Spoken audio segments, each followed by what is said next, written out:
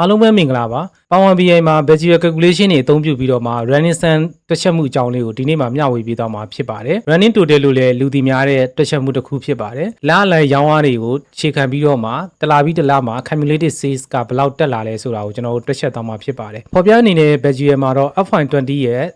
နေ့အစကနေအဆုံးထိရောင်းအားတွေကိုလာလိုက်ထည့်ထားတာဖြစ်ပါတယ်တွက်ချက်မှုလေးလုပ်ဖို့အတွက် Visual ပေါ်မှာ More Option ကို click နှိပ်လိုက်ပါမယ် New Visual Calculation တွေကနေ Running Sum ကို click နှိပ်လိုက်ပါမယ် Visual Calculation အတွက် Formula Bar နဲ့ Table နဲ့ပေါ်လာတဲ့အချိန်မှာ Running Sum ဆိုတဲ့ Formula ကိုအသုံးပြုပေးထားပါတယ်ဒီမှာကျွန်တော်တို့ Fee ကိုရွေးပေးလိုက်ပါမယ် Sum of Sales ကိုရွေးပေးလိုက်ရင်ရပါပြီဆိုပြီးတဲ့အခါမှာအမှန်ချစ်ကိုနှိပ်လိုက်ပါမယ်အမှန်ချစ်ကိုနှိပ်လိုက်တာနဲ့သူ့ရဲ့ results လေးကိုကြည့်အောင်သူ့ရဲ့ results ကိုကြည့်လိုက်တာနဲ့2029 ဇွန်လမှာရှိတဲ့ရောင်းအားကိုအတိုင်းဖော်ပြပေးထားတာဖြစ်ပါတယ် August လရောက်တဲ့အချိန်မှာ July နဲ့ August နဲ့ပေါင်းပြီးသား results ကိုထပ်မံပြီးတော့မှ Cumulative Sales အနေနဲ့ဖော်ပြပေးထားတာဖြစ်ပါတယ်တတိယမြောက်လရောက်တဲ့အခါမှာပထမ3လရဲ့စုစုပေါင်းရောင်းအားကိုဖော်ပြပေးပြီးတော့မှစတုတ္တလမှာထပ်ပြီးတော့မှပေါင်းပေါင်းထည့်ပေးသွားတာဖြစ်ပါတယ်ကျွန်တော်တို့ရဲ့ trend line လေးကိုပြန်ကြည့်လိုက်ရအောင်အောက်က line လေးကတော့တလချင်းစီရဲ့ရောင်းအားတွေကိုဖော်ပြပေးထားတာဖြစ်ပြီးတော့မှအပေါ်က line ကတော့တလချင်းရဲ့ရောင်းအားတွေကိုစုပေါင်းပြီးတော့မှ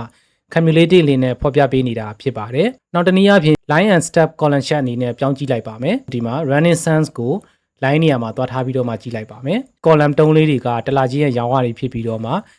အပေါ်က trend line လေးကတော့တလချင်းစီရဲ့ရောင်းအားစုစုပေါင်း cumulative ကိုဖော်ပြနေတာဖြစ်ပါတယ်တကယ်လို့ဒါကို secondary အနေနဲ့ miss လုပ်ပြီးတော့မှပြကျင်တယ်ဆိုလို့ရှိရင်ဆိုတော့ကျွန်တော် line check ကိုပြန်ရွေးလိုက်ပါမယ်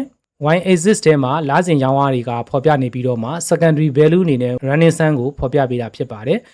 ကိန်းဂဏန်းတွေဖတ်တဲ့အခါမှာ sum of sales ကိုတော့ဘယ်ဘက်မှာဖော်ပြထားတဲ့ value တွေကနေဖတ်ရမှာဖြစ်ပါတယ် running sum ကိုကျွန်တော်တို့ဖတ်မယ်ဆိုရင်တော့ညာဘက်မှာရှိနေတဲ့ value တွေကနေကျွန်တော်တို့ဖတ်ရမှာဖြစ်ပါတယ်ဒီနှစ်ခုဟာငွေပမာဏအပြင်ကွာခြားမှုရှိနေရဆိုတာကိုတော့ဘေးဘက်မှာဖော်ပြထားတဲ့ value တွေကနေမှသင်သိနိုင်ပါတယ်